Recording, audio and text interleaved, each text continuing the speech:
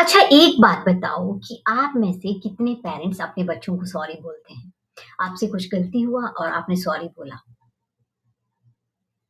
कोई नहीं बोलता। Most of the people are not saying sorry because they think that we are parents. हमने पूरी दुनिया देखी है और सॉरी बोलने के लिए उनको बहुत हेजिटेशन होता है, बहुत रिस्ट्रिक्टेड वो फील करते हैं। आपने बच्चे को बहुत सारा कुछ बोला या उसकी बात बिना सुने कुछ भी उसे बकवास कर दिया और वो चुप हो जाता है, उसकी आँखों में हर्ट था लेकिन आपने फिर भी सॉरी नहीं बोला क्योंकि आपको पता है आप गलत हो।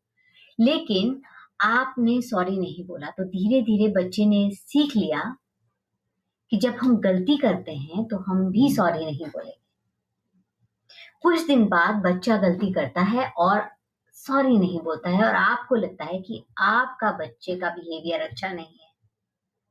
सॉरी बोलो, why are you not saying sorry? Why would they? आपने सॉरी बोला जब आपने गलती किया, नहीं ना? Dear parents, you have to remember that बच्चे वही सीखते हैं जो वो देखते हैं। अगर वो देखते हैं कि पेरेंट्स ने भी गलती किया और सॉरी नहीं बोला, तो उनके लिए ये कॉमन चीज़ बन जाती है कि ये चीज़ें एक्सेप्टेबल है। अगर आप चाहते हैं कि आपका बच्चा रिस्पेक्टफुल बने, इमोशनली मैच्योर बने और अपनी मिस्टेक को एक्सेप्ट करना सीखे, तो उसमें सबसे पहले आपको एग्ज़ाम्पल सेट करना पड़ेगा।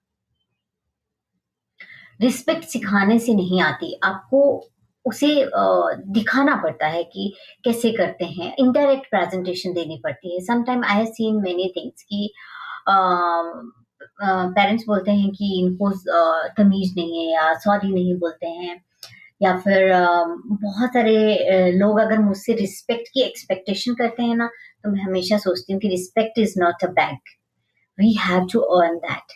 So as a parents also we have to earn, as a children, as an adult also we have to earn that.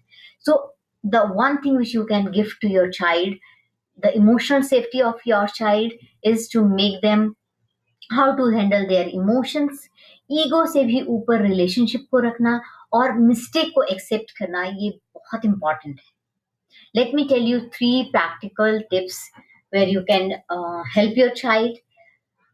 अगर आपसे कभी कोई गलती हो गई है और आपके बच्चे को भी वो चीज़ पता है और आपको भी पता है, तो आप परफेक्ट पेरेंट बनने की कोशिश मत करिए, ना कि ऐसे बोला हमने तो ज़माना देखा, अक्ल के आए हुए बच्चे हमें सिखाएँगे।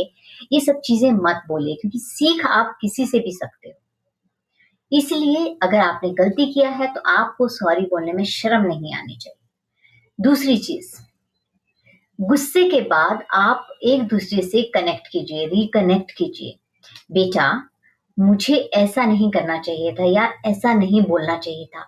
ये छोटा-सा सेंटेंस आपके रिलेशनशिप को हील कर सकता है और सिर्फ सेंटेंस ही तो है। You just have the guts to speak it.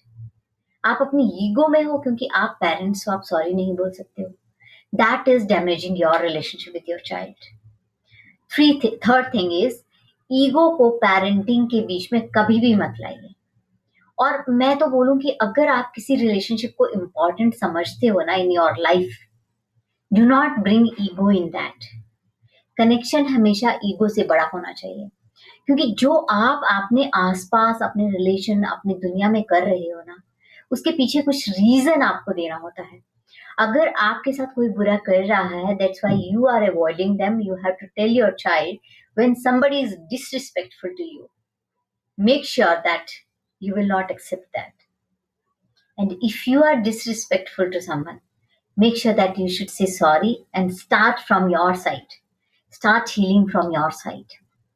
It is not that to make your child educated, it is important to make your child emotionally strong and respectful.